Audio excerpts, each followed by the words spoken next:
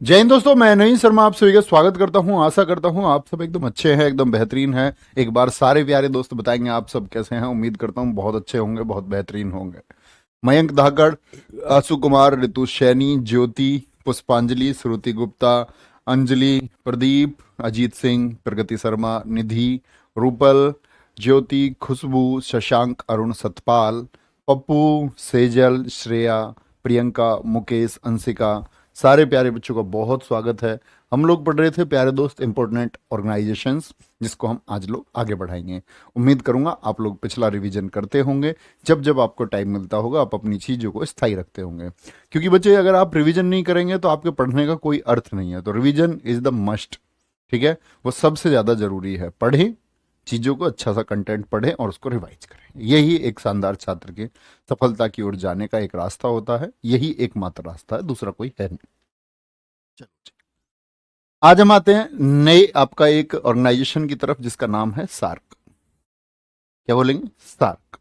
कई बार इसका full form भी पूछा जाता है, the south Asia association for regional cooperation. Cooperation का मतलब सहयोग। किसका सहयोग? साउथ एशिया की जो कंट्रीज हैं, यानी दक्षिण एशिया के जो देश हैं, ठीक है। कैसे सहयोग के लिए? क्षेत्रीय सहयोग के लिए, रीजनल कोऑपरेशन के लिए इनका एक एसोसिएशन है, एक संघ है। ठीक है, आगे आएंगे। इसकी स्थापना कब हुई बच्चे? बहुत इंपॉर्टेंट है। 8 दिसंबर 1985 को ढाका में हुई। ठीक है, अच्छा जी।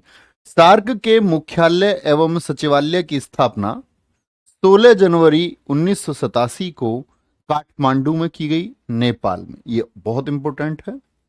यानी इसकी स्थापना तो होती है भाई साहब ढाका में, और इसका जो हेडक्वार्टर बनाया जाता है, इसका हेडक्वार्टर बनाया गया कहां पर जी? काठमांडू में। लेकिन तभी नहीं, 2 साल के बाद में। क्या बोलोगे? 2 साल के बाद में, 1987 में। ठीक है, आगे। सदस्य देश कितने हैं सार्क में बच्चे? सदस्य देश हैं 8। कितने हैं? 8 सदस्य देश हैं, 8 कंट्रीज हैं। अच्छा, 8 कंट्रीज की बात करते हैं। कौन कौन से हैं? ये लिखे हुए हैं आपके सामने। इनको बोलते हैं हम एमबीबीएस पानी। क्या बोलते हैं? एमबीबीएस, यहीं लिख लेते हैं। एमबीबीएस, एमबीबीएस कर गए पानी पी के। P P A N I. M से भारत का पड़ोसी मालदीव, भारत का पड़ोसी बी से भूटान, भारत का पड़ोसी अगले बी से बांग्लादेश, भारत का पड़ोसी एस से श्रीलंका, भारत का पड़ोसी पी से पाकिस्तान, ए से अफगानिस्तान, एन से नेपाल, आई से इंडिया। यानी अगर हम भारत की माप बच्चे बात करें, भारत के मैप की अगर हम बात करते हैं, तो हम लोग क्या जानते हैं इस बारे में कि भैया, अगर हम बात करें आपका कि भैया जो आप लोग कहते हैं, ध्यान से देखेंगे तो भारत के जो पड़ोसी देश हैं, जैसे मैंने बोला एमबीबीएस को हम यहां से हटा देते हैं। पहला बोला मैंने बच्चे मालदीव, इधर मालदीव हो गया। दूसरा मैंने आपसे बोला भूटान हो गया। तीसरा मैंने आपसे बोला बांग्लादेश हो गया। क्या बोलोगे? बांग्लादेश हो गया। चौथा मैंने बोला श्रीलंका हो गया, यानी 2 तो समुद्री पड़ोसी हो गए। ठीक है, पाकिस्तान हो गया आपका, अफगानिस्तान हो गया, और आपका नेपाल हो गया बच्चे। क्या बोलोगे? नेपाल हो गया। और क्या हो गया आपका? एक खुद भारत हो गया। तो कितने देश हैं? कुल 8 देश हैं।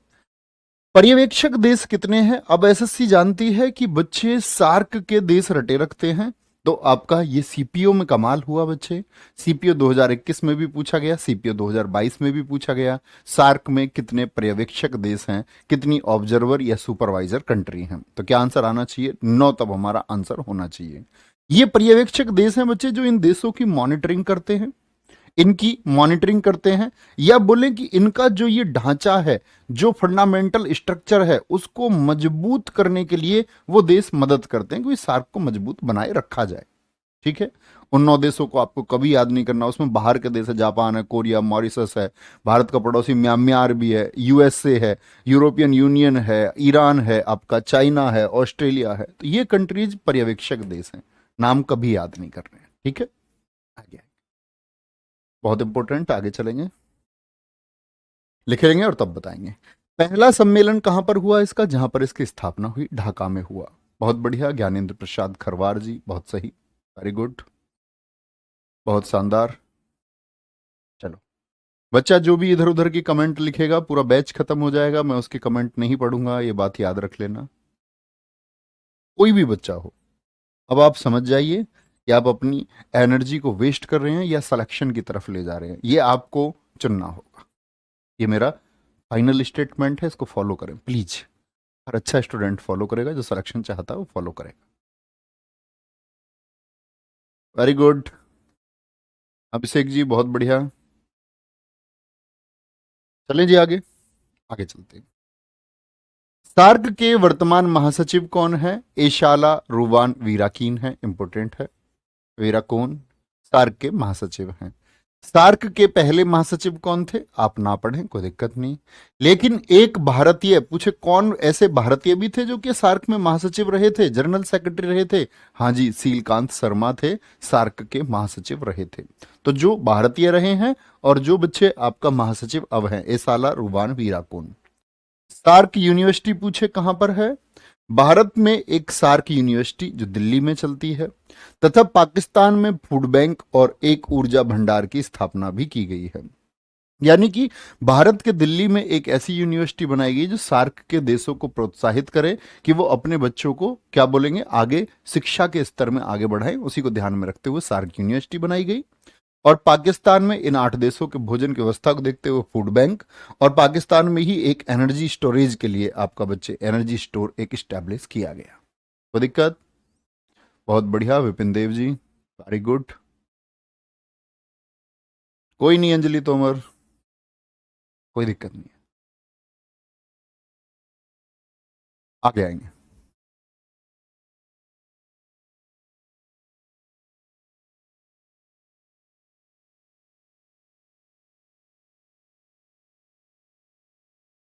बहुत बढ़िया,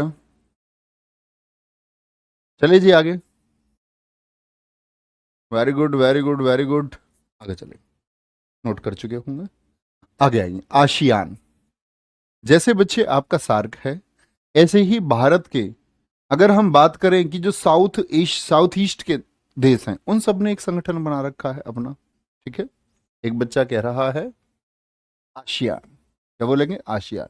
सॉरी, मैं भी बच्चे का कमेंट पढ़ लेता, है ना, मैंने बोला अनयूजुअल बातें नहीं पढ़ेंगे। आशियान, आशियान क्या होता है? Association of south east Asian Nations. Full form बहुत इंपॉर्टेंट है बच्चे, फुल फॉर्म बहुत इंपॉर्टेंट है, इंपॉर्टेंट है। ठीक है, स्थापना कब हुई है इसकी? आपका 1967 में हुई है, 8 अगस्त को। डेट बच्चे बहुत कम पूछी जाती है कि इसकी डेट भी पूछ ले 8 अगस्त, अगर देगा तो 1967 के साथ ही 8 अगस्त तो देगा। ठीक है, अदरवाइज तो ईयर पूछता है हमेशा। कोई दिक्कत? आ जाए।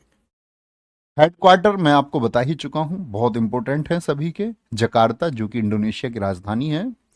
मूल सदस्य स्थापना के समय कौन कौन थे? तो 5 देश थे, इंडोनेशिया, मलेशिया, फिलीपींस था, सिंगापुर था, थाईलैंड था। तो हमको ये याद नहीं करनी कि स्थापना के समय कौन थे, बस हम एक जनरल आइडिया समझेंगे कि 5 देशों ने इसकी स्थापना की। वर्तमान में कितने सदस्य हैं? इसमें 10 हैं। क्या बोलोगे? इसमें वर्तमान में सदस्य कितने हैं? आपका 10 हैं।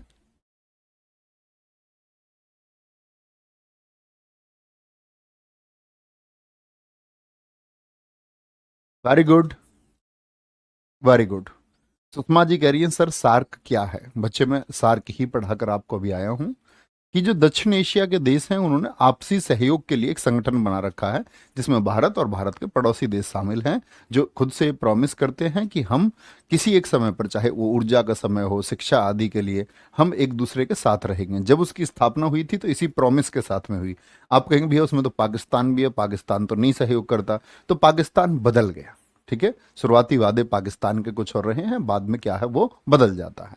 ठीक है जी, कोई दिक्कत? ये सहयोग के लिए संगठन है। ऐसे ही राहुल यादव जी आसियान है, जो जैसे आपका सार्क बना हुआ है, उनका एक प्रॉमिस है, ऐसी आसियान कंट्रीज का एक प्रॉमिस है कि एक दूसरे के साथ हम रहेंगे। बहुत बढ़िया जी, वेरी गुड।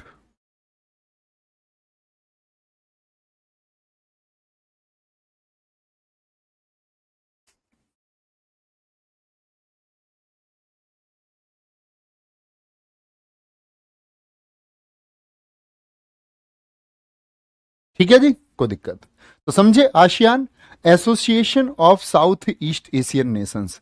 अब साउथ ईस्ट में आपने वर्ल्ड मैप कभी देखा है या नहीं देखा, यस और नो? मैं कहता हूं कि जब आप एक अच्छे स्टूडेंट है तो भारत के नक्शे और विश्व के नक्शे का एक ज्ञान तुमको होना चाहिए, ठीक है? एक ज्ञान तुमको होना चाहिए। तो तुम अगर विश्व को देखो, पूरे विश्व को, तो भारत के बच्चे साउथ पूरी ईस्ट में, तो आप क्या देखोगे कि कौन कौन से देश है? Indonesia, Thailand, Malaysia, Brunei, Cambodia, Vietnam, Philippines, Laos, Singapore, Myanmar. तो ये 10 हो गए, ठीक है? सॉरी, वर्तमान नहीं लिखेंगे, अभी मुझको एक लाइन ऐड करानी है आप में इसको। तो इसके सदस्य कितने थे? 10 थे। अभी कितने इसके? 11वां सदस्य बना है इसका तिमोर। क्या बोलोगे?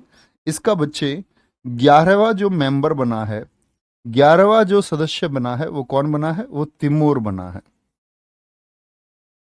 तिमोर, तिमोर कंट्री, जिसकी कैपिटल है दिल्ली। क्या? दिल्ली। ये बात याद रखेंगे। अब क्या भैया हमको ये 10 नाम याद करने होंगे? बिल्कुल नहीं। क्वेश्चन पूछा जाएगा, मुझे सिर्फ एक बात बताएं, आसियान में भारत है या नहीं है? आसियान में भारत बच्चे है या नहीं है? बोलेंगे एक बार, कोई दिक्कत? Very good, very good, very good, बोलेंगे। बहुत शानदार, अनुज यादव जी बहुत ठीक लिखा बच्चे। 8 अगस्त बच्चे इसकी स्थापना हुई है, तो इसको आसियान दिवस के रूप में हम मनाते हैं। बिम्स्टेक ऐसा ही एक सहयोग संगठन है जो किसके लिए? Bay of Bengal. Bay of Bengal आप जानते हैं? बे ऑफ बंगाल की अगर हम बात करें बच्चे, यहां क्या है? बंगाल की खाड़ी है भारत में भाई। इधर आप जानते हैं अरब सागर है, और इधर क्या है बच्चे? बे ऑफ बंगाल है। तो बे ऑफ बंगाल के पास के जो देश हैं, बे ऑफ बंगाल के पास के जो देश हैं, उन्होंने खुद से एक प्रॉमिस किया हुआ है कि हम एक साथ एक संगठन बनाते हैं जो एक दूसरे के व्यापार के लिए, इंपोर्ट एक्सपोर्ट आदि के लिए, एक दूसरे के सहयोग के लिए होगा, कॉपरेशन के लिए बनाया जाता है। BIMSTEC, bay of Bengal initiative on multi sectoral technical economic cooperation. क्या बोला मैंने? Bay of Bengal initiative on multi sectoral technical economic cooperation, ये बिम्स्टेक का पूरा नाम है। हिंदी में बोलें तो बंगाल की खाड़ी, बे ऑफ बंगाल, इनिशिएटिव यानी कि एक पहल है, पहले नहीं पहल, इनिशिएटिव बोलते हैं पहल को, ऑन मल्टी सेक्टोरियल यानी कि बहुक्षेत्रीय, टेक्निकल यानी कि तकनीकी, इकोनॉमिक यानी कि आर्थिक। तो कौन से क्षेत्रों का प्रॉमिस इन लोगों ने कर दिया? बोले हम बहुत सारे क्षेत्रों में एक दूसरे के सहयोगी बनेंगे। सहयोगी बनेंगे तो बच्चे कैसे? हम लोग तकनीकी में सहयोगी बनेंगे, जो आज की टेक्नोलॉजी है। हम लोग एक दूसरे के इकोनॉमिक रूप से सहयोगी बनेंगे, जब हमें एक दूसरे की जरूरत होगी तो हम एक ऐसा संगठन बनाते हैं, ठीक है? आगे स्थापना 6 जून 1997 को। फिर से मैंने आपको कहा बच्चे, स्टैब्लिशमेंट बहुत इंपॉर्टेंट है, बहुत बहुत ज्यादा इंपॉर्टेंट है। वंदना सविता बहुत अच्छा आंसर देते हुए बच्चे, वेरी गुड।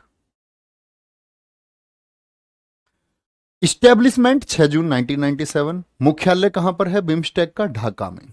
अभी तक बच्चे मैंने आपको बताए हैं कौन कौन से। एक तो मैंने बोला सार्क, सार्क का मुख्यालय कहां पर मैंने तुमको बताया? तो आप कहेंगे भाई साहब आपने सार्क का मुख्यालय हमको बताया काठमांडू। क्या जी? काठमांडू, काठमांडू में बताया। एक बच्चे मैंने आपको बताया आसियान, आसियान का मुख्यालय कहां पर मैंने आपको बताया? जकार्ता में बताया, ठीक है? Association of south east Asian nations का, south Asian association for regional cooperation का मैंने काठमांडू तुमको बताया।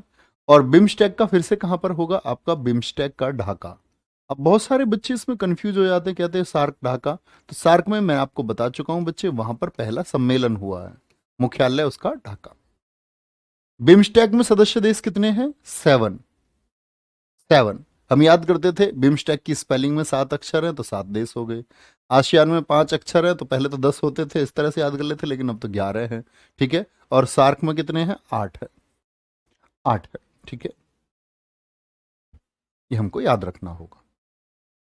मुख्यालय ढाका, 7 देश इसके सदस्य हैं। अब ये 7 देश कौन से हैं? बे ऑफ बंगाल के आसपास वाले। एक तो इंडिया ही हो गया बच्चे, बे ऑफ बंगाल। अगर हम देखें, भूटान हो गया यहां पर, भूटान, ठीक है? जैसे मैं इसको तुमको मैप पे दिखा सकता हूं अच्छे से। मैप पे वैसे कोई मतलब नहीं होता, अगर मैप दिखाना पड़े इसका मतलब है कि आप भारत के पड़ोसी देशों का नक्शा भी नहीं जानते, जो तुमको जानना चाहिए। मैप लगाओ बच्चे सामने एक, है ना?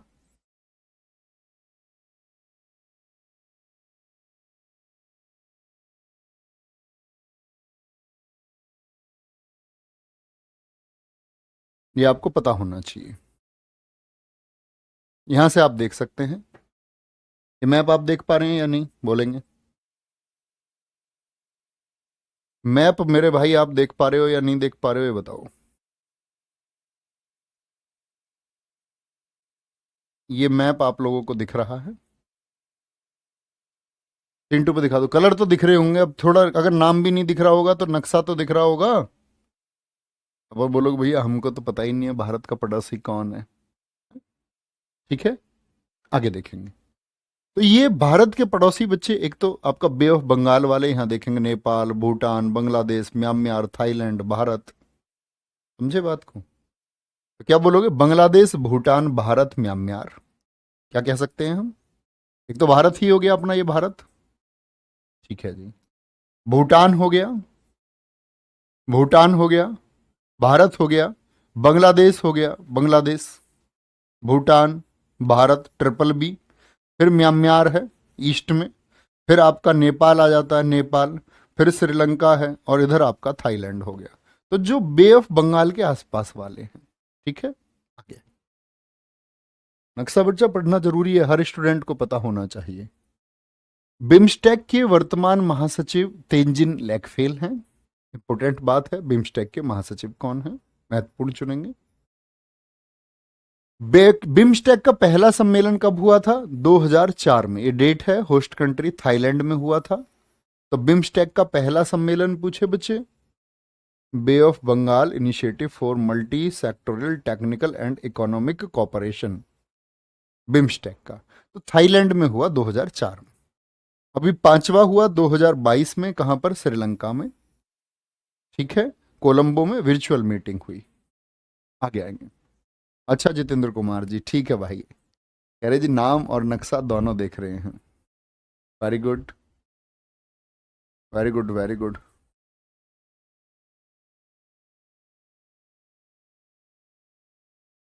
बहुत गजब। चलो, तो ये नहीं लिखना है बीच में, दूसरा लिखने की कोई जरूरत नहीं है, तीसरा चौथा कभी उतारने लग जाओ। लिखो बिम्स्टेक का पहला सम्मेलन 2004 में थाईलैंड में हुआ, होस्ट कंट्री इसकी थाईलैंड थी। और कौन से शहर में हुआ था? बैंकॉक में हुआ था, यानी बैंकॉक थाईलैंड में हुआ। अब अगर हम बात करें इसका पांचवा सम्मेलन जो आपका रिसेंट में हुआ, पिछला 2022 का, क्या बोलेंगे? उसके बाद हुआ नहीं है, श्रीलंका के कोलंबो में हुआ, लिखेंगे। बहुत बढ़िया जी।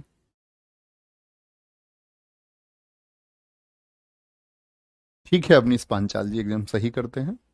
नोट्स बनाने का ये बेहतरीन तरीका है। देखो, किसी बच्चे के पास अगर पहले से नोट्स है मेरे स्टैटिक के, तो बहुत ध्यान से रिवीजन करता रहो। ठीक है, जब लगे कि उन्हीं नोट्स में हर पेज पे जगह छोड़ के चलो, लेकिन दो चार लाइन की नोट्स बनाते हो अगर, तो फिर ऐड कर लिया करो। जैसे प्रैक्टिस सेट में लगा तुमको, यार ये कुछ चीज़ ऐड होनी चाहिए, भैया ने अलग चीज़ बताई, तो उसको ऐड कर लो। ठीक है, हमेशा ऐड कर लिया करो उसको। 3 बजे के प्रैक्टिस सेशन में ऐड ऑन चीज़ें मिलती होंगी, अपने आप करना पड़ो। क्योंकि आप इतने समझदार हो चुके हैं, 12वीं क्लास आप कर चुके हैं, एटलीस्ट पास, ग्रेजुएशन आप कर चुके हैं, कॉमन चीजें आपको पता होनी चाहिए। चलेंगे नेक्स्ट। एशियाई विकास बैंक, एडीबी। एक बच्चा कह रहा है सर अखंड भारत का मैप दिखा दो। अखंड भारत का मैप मैंने इतिहास में दिखाया हुआ है, जहां पर मैंने आचार्य चाणक्य जी पढ़ाए हुए हैं। क्लास को पढ़ना ध्यान से, मिलेगा, सब कुछ मिलेगा उसके बारे में। एशियन डेवलपमेंट बैंक, एशियाई देशों का एक प्रेमिस, क्या प्रोमिस है कि हम अपना विकास करेंगे। स्थापना 1966, बहुत पूछी जाती है, मोस्ट इंपोर्टेंट है। हो सकता है, मुझे नहीं लगता किसी एक साल की परीक्षा रही हो जिसमें एडीबी की स्थापना ना पूछी गई हो। ठीक है, हेडक्वार्टर क्या बोलोगे? मनीला में है इसका। कहां पर? फिलीपींस के मनीला में है। इस बैंक की स्थापना 31 देशों के साथ हुई थी, याद करने की बिल्कुल जरूरत नहीं है। एडीबी के पास अब कितने सदस्य हैं ये याद करना है। तो क्या बोलेंगे? 68 सदस्य हैं, 68 सदस्य। अब बात आती है भैया, क्या एशियाई जो विकास बैंक है, एशियन डेवलपमेंट बैंक है, जो क्या करता है? लोन देने का काम करता है, विश्व बैंक जैसे पूरे विश्व में काम करता है, ऐसी एशियन डेवलपमेंट बैंक एशिया के लिए काम करता है। तो क्या इसमें सारे देश एशिया के हैं? आप कहेंगे नहीं जी। क्या बोलोगे? इसमें 68 में से सिर्फ 49 कंट्रीज एशिया से हैं, बाकी 19 कंट्रीज कहां से हैं? वो पैसिफिक से हैं, यानी कि बाहरी हैं, प्रशांत क्षेत्र से हैं। वर्तमान अध्यक्ष इसके मस्तसुगुहु असाकावा है और इसके उपाध्यक्ष इंडिया से हैं अशोक लवासा। ठीक है, ये बहुत इंपॉर्टेंट है। अध्यक्ष मैं आपको बता चुका हूं कि हेडक्वार्टर, इस्टेब्लिशमेंट, उसके अध्यक्ष और सदस्य देश, ये हमेशा आप लोगों को पता होना चाहिए कि अगर बच्चे यहां पर 68 कंट्रीज लिखा हुआ है, इसका मतलब ये बहुत इंपॉर्टेंट है। ये कभी नहीं पूछे जाएंगे तुमसे कि एशिया के कितने देश हैं, ये सिर्फ जानने के लिए है। ठीक है, बहुत बढ़िया। बच्चे मुझसे प्लीज बस एक चीज ना पूछा करो जी कैसे याद करें, है ना, ये दर्शाता है आपकी कमजोरी को और कुछ नहीं। कैसे याद होता होगा, खुद से सवाल करो ना, कैसे याद करते होंगे बच्चे? क्या बच्चे कोई घुट्टी आती है इसकी? नहीं आती। फोकस के साथ पढ़ना, और आपको याद शायद होगा भी नहीं कभी, क्योंकि जब फोकस की चीज है तो आप कमेंट पेस्ट करने पर लगातार लगे हुए हैं इस एक बात के लिए कि याद कैसे होगा। तो मैं ये कहता हूं तुमको याद होगा भी नहीं, ये सच्चाई है। जब तक आप ये अपना ध्यान हटा करके, मैं बार बार नहीं समझा सकता एक चीज को, कि आप लोग कॉन्फिडेंस में रहें, सेल्फ कॉन्फिडेंस तो बढ़ाओ यार। तुम ऐसे डैड कैसे हो? मरे हुए सा जीवन कैसे है तुम्हारा? ये इतने मरे हुए तुम कैसे हो सकते? याद कैसे करें? पेड़ पे लटक जाओ उल्टे, नीचे की तरफ सिर करो, कॉपी को जमीन पर रखो, ऐसे याद होता है क्या? नहीं होगा। याद करने का तरीका पढ़ना है सिर्फ। ठीक है, रोज पढ़िए, रोज पढ़िए, आगे आएंगे। कमजोर ना बनो भाई, इतने कमजोर रहोगे तो सिलेक्शन कैसे होगा? अगर तुम ये पूछते रहोगे भैया जोड़ना कैसे होगा, घटाना कैसे होगा, भाग कैसे करूं, प्रॉफिट क्या होता है, लॉस क्या होता है, जे 10 पर ही क्यों आता है भैया, नहीं होगा भाई। ठीक है ना, ऐसा नहीं करना है। खुद पर विश्वास रखिए, मेहनत करना सीखिए, आगे आइए। पता है दुनिया में ये सीधी सी बात है कि कुछ इनबिल्ट होता है, लेकिन बच्चे जिन लोगों के अंदर इनबिल्ट आया, मान के चलो कुछ बच्चे होते हैं मेधावी, जन्म से अनुवांशिक तरीका आता है, हमारा परिवार के गुण हमारे अंदर आते हैं, नो डाउट। आपके अगर पिताजी होशियार थे, माताजी होशियार थी, जेनेटिक होता है। लेकिन क्या जेनेटिक पूरी जिंदगी रहेगा? नहीं। आप देखो, आपने देखा होगा बचपन में आपके स्कूल में कोई आया होगा, तो आपने कुछ पूछा उसको, 5 अंकों के 5 अंकों में गुणा, उसने बहुत जल्दी करके बता दिया, तुरंत उंगलियों पे बता दिया। ऐसे बहुत सारे लोग यूट्यूब पे चर्चित हुए होंगे। कौटिल्य जैसे बालक को तुमने देखा होगा, कितने इंटेलिजेंट लोग हैं भैया, ये जन्म से लोग मान रहे। तो बच्चे, लेकिन ये भी हमेशा इंटेलिजेंट नहीं रह पाएंगे, ये भी एक सत्य है। मेमोरी लॉस, जिनके पास ये विलक्षण प्रतिभा रहती है, वो अपने दिमाग की क्षमता, ठीक है, कम होती जाती है, रिड्यूस लेवल उसका होता है। जो बच्चा आज कौटिल्य आप देखते हैं, हमेशा ऐसा नहीं रहेगा।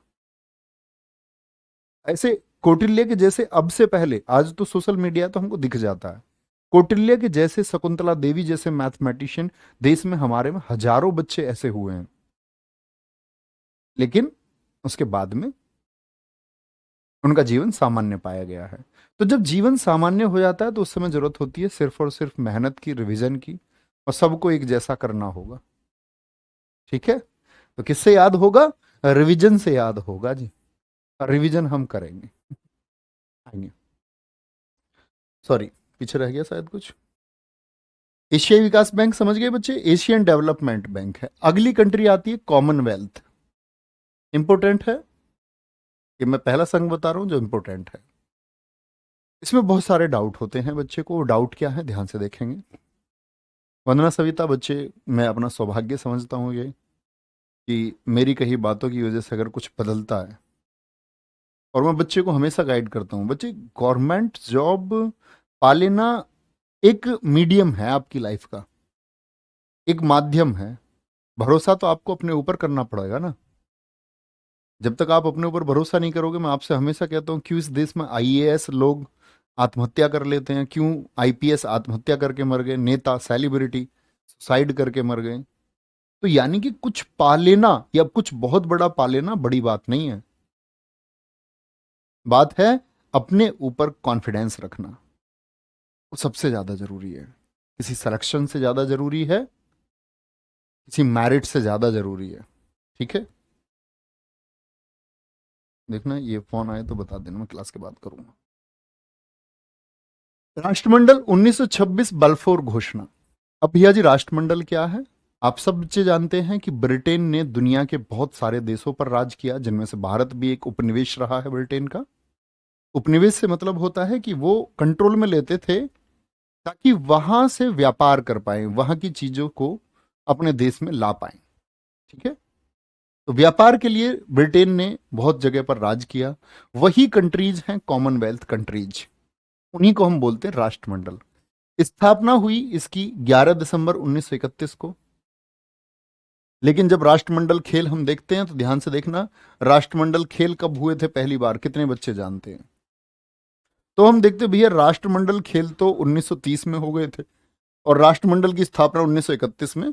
तो जो राष्ट्रमंडल कॉमनवेल्थ गेम्स पहली बार बच्चे हुए थे, मैं स्पोर्ट्स में आपको पढ़ाऊंगा, वो बाल्फोर घोषणा की वजह से हुए, बाल्फोर डिक्लेरेशन की वजह से हुए, क्योंकि घोषणा तो हो चुकी थी, घोषणा तो हो चुकी थी। हेडक्वार्टर इसका लंदन में है क्योंकि ब्रिटेन में है। सदस्य इसके 54 हैं और 54वां देश कौन है? वो मालदीव बना था कॉमनवेल्थ का मेंबर। भारत इसका सदस्य है या नहीं है? भारत है। 1949 में भारत ने इसकी सदस्यता ग्रहण की थी, ये भी आप कहीं किनारे पर लिख सकते हैं। कॉमनवेल्थ डे 24 मई को मनाया जाता है।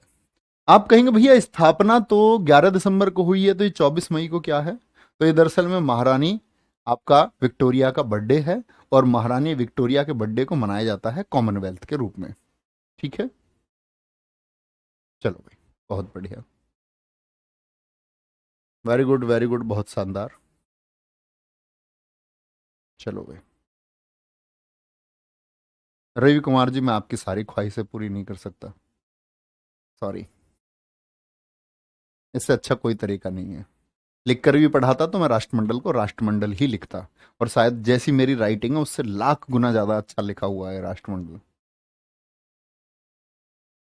चलो, ये तो वही वाली बात आई भैया, कैटरीना गाड़ी में चलकर ना आए, पैदल चलकर आए। क्या ही अंतर है। 54 करेंगे भैया, 54 करेंगे, 54, 54वां मालदीव है। विशांत कपूर जी कह रहे हैं वर्चुअल मीटिंग क्या होती है? वर्चुअल का मतलब होता है बच्चे ऐसे ही दूर से कॉल्स के माध्यम से, वीडियो के तरीके से मीटिंग कर लिया। ठीक है अंकित, बहुत शानदार।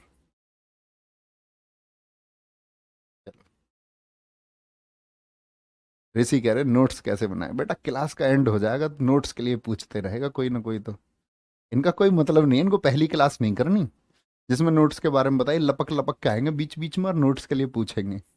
पिछली क्लास कर लो पहले क्रम से जाके, पता चल जाएगा नोट्स का। छोटे बच्चे मान के चलो, तुम्हारा एडमिशन 5वीं जगह, घर के कहते थे ना भैया पढ़ लो, जब तो कॉलर ऊपर करके स्कूल में हम्म। अब पता चला यार, बड़ी गड़बड़ कर दी है तो। आई नहीं। चले जी भाई साहब आगे। कोई नहीं, इतना नटखटपन ठीक है, इतनी नौटंकी ठीक है तुम्हारी।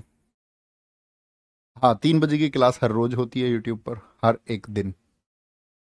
ओपेक, पेट्रोलियम निर्यातक देशों का संगठन, Organization of Petroleum Exporting Countries. अब क्या करती हैं ये? पेट्रोलियम को एक्सपोर्ट करती हैं। पेट्रोलियम का मतलब तेल, और भैया तेल हमने सुना है, ठीक है, तेल हमने सुना है। Organization of Petroleum Exporting Countries, स्थापना इनकी 1960 में हुई। हेडक्वार्टर वियना में है, बहुत इंपॉर्टेंट है। वर्तमान में बच्चे स्थापना वियना अंतर है, देखो बगदाद में तो इसका क्या हुआ, स्थापना हुआ, ठीक है, बगदाद सम्मेलन से। हेडक्वार्टर वियना ऑस्ट्रेलिया में। वर्तमान में बहुत जगह सदस्य 15 मिलेंगे, आप 14 करना है उसको, 14। और 14 कौन कौन से देश हैं? तो ये तेल पैदा करने वाले देश हैं, इनका नाम मत रटने लग जाना। ईरान है, इराक है, कुवैत है, यूएई है, ठीक है, तेल वाले। सऊदी अरब है, अल्जीरिया है, लीबिया है, नाइजीरिया है, गैबोन है, गिनी है, कांगो है, ठीक है, अंगोला है, इक्वाडोर है, वेनेजुएला है, वेनेजुएला है। समझ रहे हैं? इन देशों के नाम शायद बहुत सारे बच्चों ने सुना हो। ईरान, इराक होता है, अंगोला, इक्वाडोर, वेनेजुएला होता है आपका, अल्जीरिया है, लीबिया, नाइजीरिया है, गिनी, कांगो, सऊदी अरब, यूएई है। बहुत बढ़िया जी, कह तो ठीक रहे हो विपुल पटेल जी। बहुत बढ़िया। नहीं, ऐप पर कोई प्रैक्टिस नहीं होगी सर आज। एप्लीकेशन पर सिर्फ आपको कोर्स कराया जाएगा सारा। प्रैक्टिस सारी यूट्यूब पर होती है।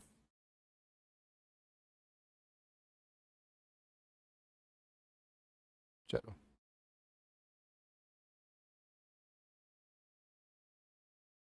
रवि कुमार जी, सर आप मैथ पढ़ाते तो बड़ा अच्छा लगता। बेटा मैथ, आप एक शानदार टीचर, आपको मैथ पढ़ा रहे हैं, दो दो टीचर आप लोगों को पढ़ा रहे हैं। मेरा मन करे मैं उनसे गणित सीखूं। मैं उनके सामने तुच्छ हूं, तुच्छ। ऐसा समझो मुझको जोड़ भी सही से नहीं आते। आगे चलेंगे, बड़े ध्यान से पढ़ेंगे। सर यूएई क्या है बच्चे? एक कंट्री का नाम है, यूनाइटेड अरब अमीरेट्स। जिंदगी पबजी में निकल गई। अब हम पूछ रहे हैं यूएई क्या है। यूनाइटेड अरब एमिरेट्स संयुक्त अरब अमीरात है जी।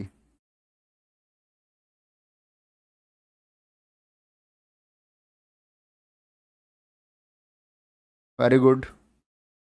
बिल्कुल वंदना जी, एकदम ठीक लिखा है। इनमें तो जब तेल सस्ता ही होगा, जब तेल पैदा होता है, हाँ तेल सस्ता होता है। जैसे वेनेजुएला में सबसे सस्ता तेल है।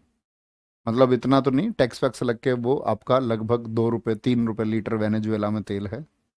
आप कहेंगे भैया वहीं चल रहे हैं अपनी मोटरसाइकिल गाड़ी लेके। ठीक है, आगे आएंगे। ऐसा नहीं है कि ये ओपेक की कंट्रीज है। अब तेल क्या कहीं और पैदा नहीं होता? तेल दुनिया में बहुत जगह पैदा होता है, रूस में भी तेल पैदा होता है, लेकिन वो ओपेक का सदस्य नहीं है। ठीक है, ये बड़े, ये निर्यात करने वाले हैं। रूस में कंजप्शन इतनी बड़ी सीमाओं में अपनी रक्षा में वो कंजप्शन अपना ज्यादा रखता है वो। आगे आए। ब्रिक्स। ब्रिक्स की बात करेंगे बच्चे। ब्रिक्स, ब्रिक्स क्या है? वेरी गुड, बहुत शानदार।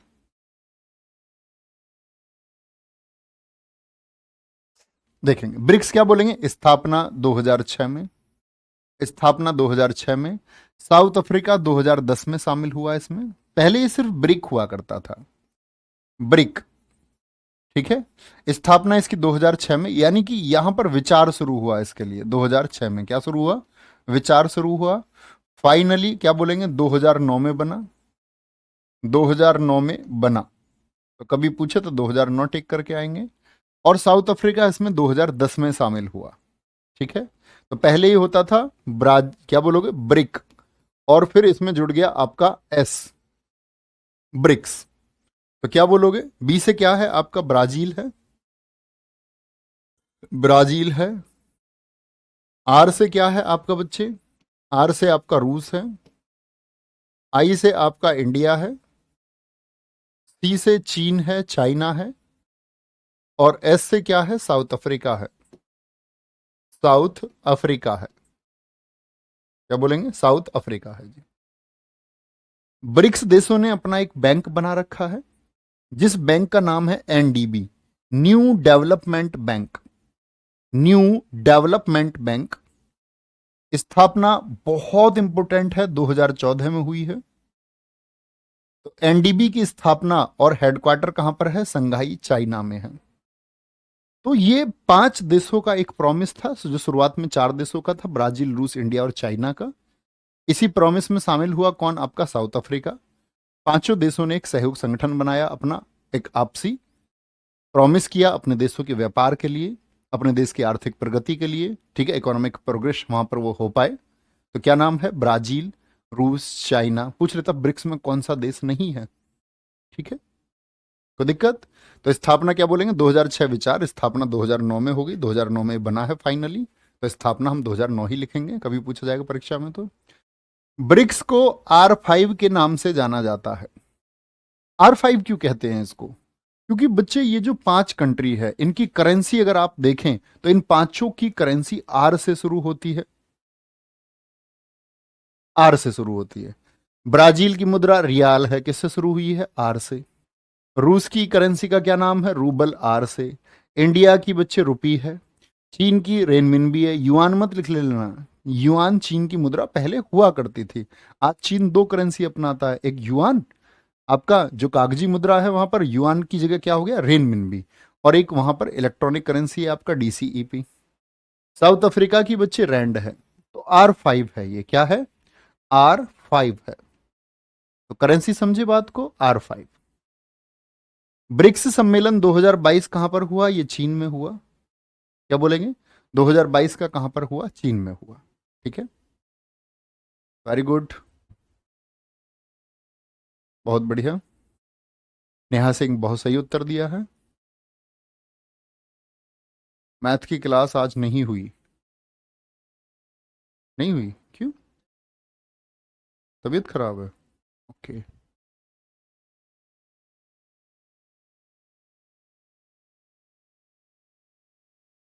लोकेंद्र सिंह बहुत बढ़िया बच्चे, ये विश्वास आप करते हैं, इसके लिए थैंक यू। ठीक है, कोई दिक्कत, लिखेंगे जी। हाँ बिल्कुल, आमिर क्यों नहीं लेना चाहिए क्लास, हर किसी को लेना चाहिए, बिल्कुल करें। आगे आएंगे, यूनेस्को। अब चलेंगे हम यूनेस्को की तरफ, ध्यान से नोट्स बनाएं। यूनेस्को का नाम तो सभी ने सुना होगा बच्चे, बड़ा प्रचलित नाम है, दुनिया में सबसे बड़े संगठनों में से एक आता है। पूरा नाम पढ़ेंगे पहले, United Nations Educational Scientific and Cultural Organization. तो संयुक्त राष्ट्र का ही, UN का ही एक पार्ट है, जो एजुकेशनल यानी शैक्षणिक, जो साइंटिफिक, जो आपका कल्चरल यानी दुनिया में जितनी शिक्षा से संबंधित चीजें, विज्ञान से संबंधित चीजें और देशों की संस्कृति से संबंधित चीजें हैं, उनको सुरक्षित रखने का, उनको सहेजने का काम करता है कि ये कहीं अपनी पहचान खो ना दे, कहीं ये अपनी पहचान खो ना दे। ठीक है, स्थापना इसकी हुई है 16 नवंबर 1945 को। भारत 1946 में इसका सदस्य बना। भारत का बड़ा पूछा जाता है, भारत यूनेस्को का सदस्य कब बना। सदस्य देश इसमें 195 है, और 195वां देश याद रख लेना, 195वां कौन है, वो फिलिस्तीन है। 11 इसके एसोसिएट सदस्य हैं, जिन्होंने इसकी बच्चे सदस्यता नहीं ले रखी, बस सिर्फ क्या है, बाहरी और सहायक सदस्य हैं। ठीक है, हेडक्वार्टर बहुत इंपॉर्टेंट है दोस्त, आपका पेरिस में है। इजराइल, अमेरिका, लिंकटेस्टीन यूनेस्को के सदस्य नहीं है, इन्होंने यूनेस्को की सदस्यता क्या है, त्याग रखी है, और यूनेस्को के ये सदस्य नहीं है। ये तीनों क्यों, क्योंकि बच्चे आपका SSC CGL 2021 में क्वेश्चन पूछा गया, निम्नलिखित में से कौन यूनेस्को का सदस्य है। ये 3 विकल्प लिखे हुए थे, इजराइल, अमेरिका, लिंकेस्टीन, और चौथा विकल्प नहीं था। ठीक है, नहीं प्रवीण साहू जी, उसके बारे में बताएंगे आगे अभी। बहुत बढ़िया, ठीक है नंदू पंडित, सब कुछ मुझी से ना करवा लो तुम, सब कुछ मैं पढ़ाने लग जाऊं तुमको तो तुम खुश हो। एक टाइम ऐसा रहा जब ये हम ऑनलाइन को शुरू कर रहे थे इसको, तब ऐसा होता था, मतलब टीचर कम थे, तो मतलब जो भी सब्जेक्ट है, तो जैसे कोई पढ़ाने आए, एक दो क्लास कोई लगाए, तो बच्चे बोलते नहीं नहीं नहीं नहीं नहीं, बड़ा हल्ला मचाए IVR पर, कमेंट सेक्शन में, बोले जी उनसे पढ़वा दो। मैंने कहा यार चलो, जब ऐसे मना कर रहे हैं तो मैं पढ़ा देता हूँ, और किसी एक क्लास को मना नहीं करते। मैं सोचता कि चलो जी मना कर देंगे इसी एक क्लास को, तो ये कि भाई ये क्लास नहीं जी, इनको भी हटाओ। लेकिन तो अब हमारे पास टीम है। ठीक है, तब टीम नहीं हुआ करती थी, तब मजबूरी भी थी एक, आप समझ सकते हैं। तब तो physics, chemistry, biology, polity, history, शुरुआती दौर में आपका सब कुछ A to Z, आपका कानून से लेकर के UPSI मूल विधि, हिंदी अपना सब्जेक्ट रहा, हिस्ट्री, कंप्यूटर, स्टैटिक, चलो आगे आएंगे। लेकिन आज हमारे पास बच्चे टीम है। ठीक है, तो सब लोग एक शानदार तरीके से पढ़ाते हैं, और टीम वर्क ही बेहतर रहता है। ठीक है, अकेले आदमी के बस की भी नहीं रहता, तब तो ऐसे समझो मैं हॉस्पिटलाइज्ड हो गया तब बहुत सारी इनर इंजरी हो गई, ऐसे गला वाले ये सब खराब हो गए, इन्फेक्शन हो गया सब जगह, बोलते बोलते सुबह से रात तक आगे आएंगे। लेकिन तब ऐसा होता था ना कि भाई बच्चे, तब इतना कंपटीशन भी नहीं था, तब हमारी कॉमन चीज़ें भी चल जाती थी। अब कंपटीशन है, अब हर चीज़ के लिए एक एक्सपर्ट चाहिए, अब हर चीज़ के एक्सपर्ट तो मैं नहीं हो सकता, उसके लिए तो एक टीम जरूरत होती है हर विषय में। आज हमारे पास अपने अपने फील्ड के अच्छे लोग हैं। वो तो ऐसे समझो, तब शुरुआती दौर में ऑफलाइन की तरह था कि भैया हाँ ठीक है, काम चला रहे हैं। आगे आएंगे। लिंकेस्टीन कंट्री का नाम है वंदना, कंट्री का नाम है। आगे चलेंगे। वर्तमान महानिदेशक आंद्रे अजोले हैं। कलिंग पुरस्कार प्रदान करती है कौन सा? यूनेस्को के द्वारा। यूनेस्को, यूनेस्को कलिंग पुरस्कार प्रदान करती है। 18 अप्रैल को विश्व विरासत स्थल दिवस यूनेस्को द्वारा बनाया जाता है। विश्व विरासत मतलब बच्चे जो पुरानी जगह है, जो हेरिटेज है, कहीं वो अपनी पहचान ना खो दे। वो अपनी पहचान, मान के चलो हमारे देश में अगर हम देखें तो बड़ी पहचान है, जो खजुराहो के टेम्पल हैं उनकी एक विशेष पहचान है, तो उसकी पहचान को बताना बचाना है आपका। ठीक है। कुल स्थल कितने हैं पूरी दुनिया में? 1154 साइट हैं जो यूनेस्को की साइट है पूरी दुनिया में, जुलाई 2021 तक। उसके बाद ये अपडेशन नहीं है। सबसे ज्यादा स्थल कहां पर हैं? इटली में है, 58 हैं। इटली में कितनी साइट हैं यूनेस्को की? 58 है। और चीन की बच्ची 56 साइट हैं। चीन की कितनी साइट है? 56 साइट है।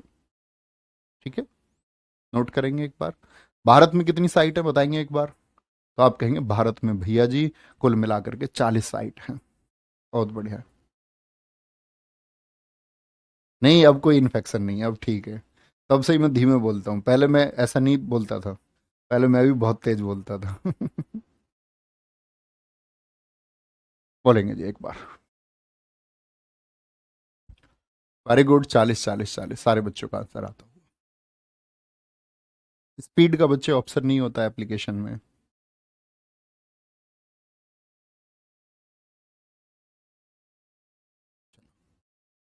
बहुत बढ़िया, सारे बच्चों का ठीक आंसर है, ये लिखेंगे। तो क्या बोला मैंने? इसके महानिदेशक कौन है? आंद्रे अजेले हैं। अगर हम बात करें कौन सा पुरस्कार देती है ये, जो मतलब इनको काम कर रहा है, जिस देश देख लिया इन्होंने, कोई व्यक्ति देख लिया कि भाई सांस्कृतिक पहचान को बचाने के लिए काम कर रहा है, आपका वैज्ञानिक पहचान को बचाने के लिए काम कर रहा है, किसी कल्चरल मतलब चीज को डैमेज नहीं होने दे रहा है, तो उन लोगों को ये कलिंग पुरस्कार देते हैं। कलिंग पुरस्कार जो दरअसल में हमारे भारत सरकार में ही बच्चे, आपके उड़ीसा के सीएम थे बीजू पटनायक जी, उन्होंने सपोर्ट किया था, यूनेस्को को फंड दिया था, उन्होंने पैसा दिया था कि ऐसा एक अवार्ड शुरू करो। ठीक है, कोई दिक्कत? विश्व विरासत स्थल यूनेस्को द्वारा चयनित हुआ 18 अप्रैल को, जुलाई 2021 तक 1154, सबसे ज्यादा इटली में है। यूनेस्को के भारत में 40 स्थल हैं। और बच्चे आज तक मैं तुमको बता देता हूं, आज तक ऐसा नहीं हुआ कि ये 40 स्थलों के बारे में क्वेश्चन ना पूछा जाए। ठीक है, मैंने आपको एक चीज लिखाई हुई है सिलेबस में, इंपोर्टेंट साइट, तो वो इंपोर्टेंट साइट यही है। ठीक है, जो यहां पर कवर करते हैं हम, तो यहां से हम इसको पढ़ना शुरू करेंगे। विश्व धरोहर स्थल एक तरफ रहेंगी 40, संबंधित राज्य रहेंगे और कब उनको घोषित किया गया है। बहुत इंपॉर्टेंट जानकारी है, इससे आपको देश को जानने का भी थोड़ा मौका मिलता है।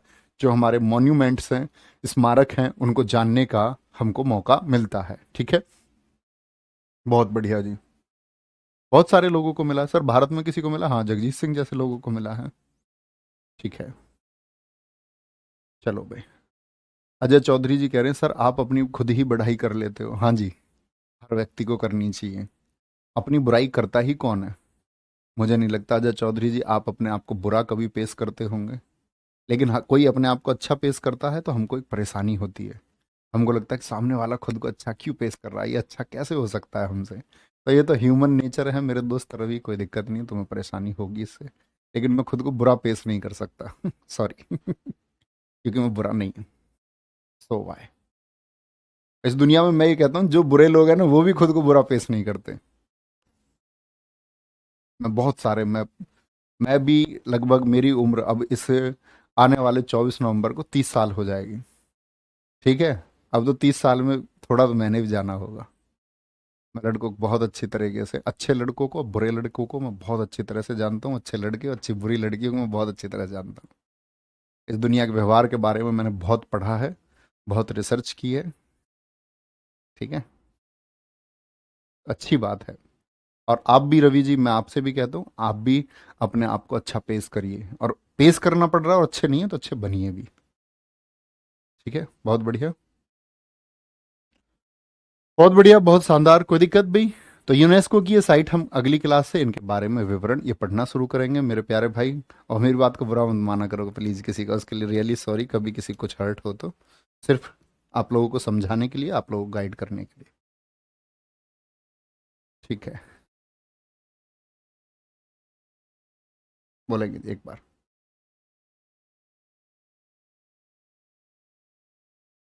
नहीं नहीं नहीं, ये लिखने की जरूरत नहीं है सर जी, साइड हो जाओ। ये लो लिख लो, ये कल हम पढ़ना शुरू करेंगे। ठीक है, बहुत ध्यान से पढ़ा करो, बहुत बढ़िया। घोष्ट वर्ष, घोषित वर्ष, हाँ घोषित वर्ष के बारे में पूछा जाता है। अतुल जग्गी कह रहे सर दिल्ली कांड के बारे में कुछ बोले। बच्चे, बहुत शर्मनाक घटना है, और जब कभी कोई घटना होती है तो वो एक मैसेज होता है। किसी भी घटना के पीछे अब लोग इसमें बोलेंगे कि उस घटना के पीछे का बैकग्राउंड क्या है, हमें नहीं पता। बैकग्राउंड कुछ भी हो, एक्स वाई जेड। और मैं इन आदमियों से कहता हूं कि जो तुम ये कहते हो ना, देश दुनिया भर का जातिगत ड्रामा तुम करते हो, गाड़ियों पे लोगों ने हिंदू लिखवा रखा है, किसी ने कुछ लिखवा रखा है, किसी ने कुछ लिखवा रखा है। ये नामर्द से लोग जो देख रहे हैं एक बच्ची को कोई चाकू मार रहा है और खड़े होकर देख रहे हैं, और फिर जब इनसे अकेले में बात करो तो ये भाषण देते हैं। फिर शर्मनाक है। देखो बच्चे, क्राइम के ऊपर आप कुछ क्यों नहीं कह सकते? क्योंकि क्राइम एक इंटरनल सब्जेक्ट है। जिसको क्राइम करना है वो करेगा, ठीक है, लेकिन पनिशमेंट भी उतना ही खतरनाक फिर होना चाहिए। अगर पनिशमेंट खतरनाक होगा, वो चाहे कोई भी करता हो, तो शायद एक मैसेज मिलता है। उत्तर प्रदेश में ये होता है, यूपी में बोलो आप, माफिया कैसे शांत हैं? माफिया क्यों कान नहीं खटका रहे हैं? क्योंकि एक पनिशमेंट दिया गया है। इसीलिए यूपी के माफिया, ऐसा नहीं कि मुस्लिम माफिया, हिंदू माफिया, कोई भी माफिया, वो सारे माफिया चुप है। तो पनिशमेंट बहुत खतरनाक होना जरूरी है। अगर पनिशमेंट नहीं होगा, और त्वरित न्याय होना चाहिए, एकदम से फास्ट ट्रैक कोर्ट में। अभी शुरू, और प्रूफ होगा, प्रूफ की जरूरत नहीं है यार इसमें कुछ भी। सामने एक हत्याकांड हुआ है, अब इसके लिए प्रोसीजर फॉलो हो, लेकिन प्रोसीजर फॉलो हो, बहुत जल्दी से फॉलो हो। और ये उन सब के लिए मैसेज है। तुम 18 साल की हुई नहीं, तुमको प्यार हो गया, अभी तुम्हारी नैतिक कर्तव्य नहीं है, नैतिक जिम्मेदारी नहीं है तुम्हारी कुछ। अभी तुम पढ़ रहे हो, पहले खुद को बिल्ड करो। पहले खुद को, अगर तुम्हारे अंदर इतनी ही बुद्धि है कि तुम्हारे अंदर प्यार करने की शक्ति है, तो उस बुद्धि को अपनी सफलता में लगाओ ना। पहले पहले जो लोग तुमको देखना चाहते हैं उस प्राउड की तरफ जाओ ना। बोले नहीं भैया प्यार हो जाता है, ऐसे कैसे हो जाता है? तुमको किसी से भी प्यार हो जाता है? अंधा प्यार करते हो क्या? किसी के भी बहकावे में आते हो क्या? ये वासनाएं हैं और कुछ नहीं है। आजकल के यूथ की इन वासनाओं से तुम्हें दूर रहना होगा। लड़कों और लड़कियों, तुम साफ तौर से सुनो। एक कहानी सुनाता हूँ बच्चे इस बात के ऊपर, बड़ी छोटी सी, अभी टाइम में 2 मिनट में सुन के जाएंगे। एक आदमी मॉर्निंग वॉक के लिए जाता है, हर रोज वॉक कर रहा है।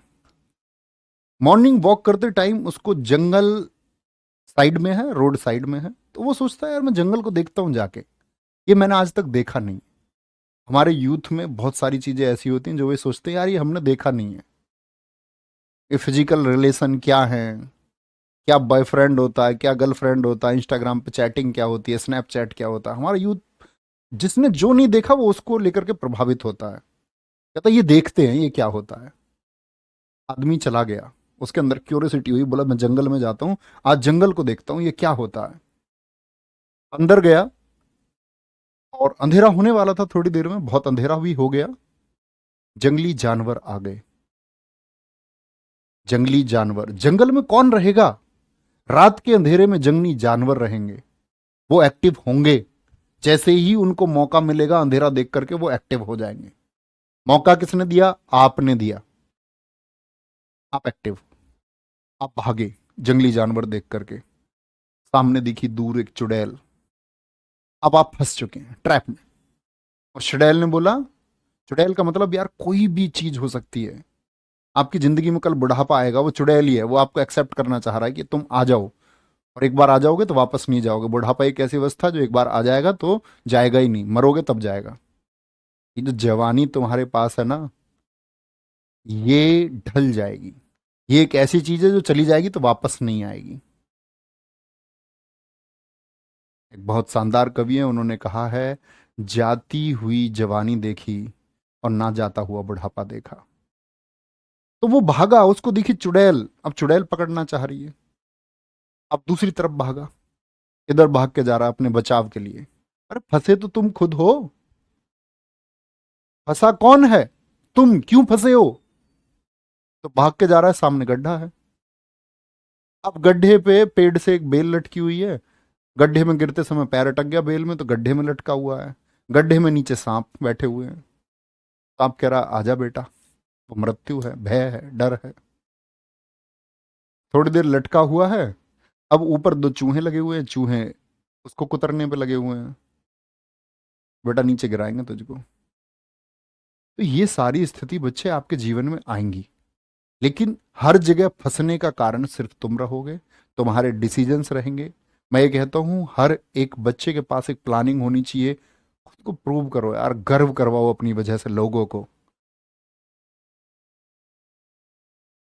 और ऐसी परवरिश कोई, ये लड़की को मतलब तुम किस बात के मर्द हो, तुम लड़की को चाकू मार रहे हो यार। तो चाकू मारना था किसी आतंकवादी को मारते जाके, तब हम कहते आप तुम किसी माँ के लाल हो। बात हिंदू और मुसलमान की नहीं है, ये कोई भी ऐसे कृत्य करता है। ऐसे कृत्य मुस्लिम लड़कियों के साथ भी होते हैं। तो ये कृत्य जो करता है, तुम किस माँ की औलाद हो भाई?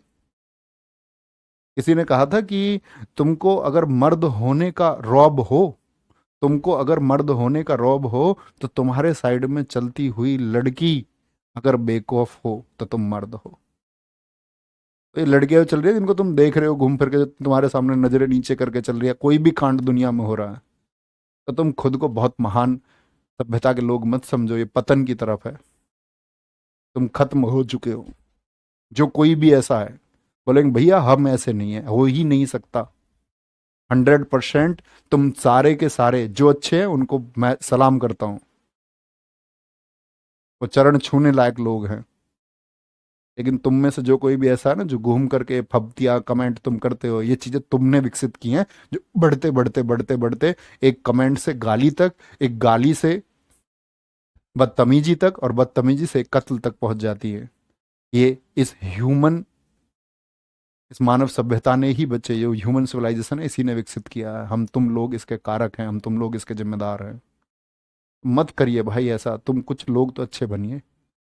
पूरी दुनिया मैसेज नहीं फॉलो कर सकती, लेकिन कुछ तो अच्छे बनिए। ये अच्छी दुनिया हमारे हाथों में है, इसको खराब करना हमारे हाथों में, करिए। और बच्चे, ये कोई अवस्था नहीं है आपकी, प्रेम कर लेना भाई, पहले जरूरी चीजें तो कर लो। प्रेम अच्छी चीज है, लेकिन ऐसे नहीं है कि आप 12 साल के प्रेम करने लग गए। कोई अर्थ है इस बात का? कह रहे कि 14 साल की लड़की बंगाल से भाग के बंगलौर पहुंच गई प्रेम में, ये कौन सी बात है? बोले बहका लिया उसको। क्यों बहका लेता है तुमको कोई भी? तुमको बहकावे में नहीं आना है किसी के में, क्लियर विजन रखना है। आत्मसम्मान, अगर प्रेम भी है तो अपने आत्मसम्मान को कभी झुकने ना दें, उसके साथ जीना सीखें। जो आपके साथ इस आपके आत्मसम्मान को, लड़का हो चाहे लड़की हो, लड़की चाहती है कि आपका आत्मसम्मान खोए, लड़का चाहिए आप छोड़ दीजिए ऐसा रिश्ता। ख्याल रखिए अपना बहुत सारा। बाय बाय, टेक केयर, मिलते हैं कल की क्लास में। Thank you so much. जय हिंद, जय भारत।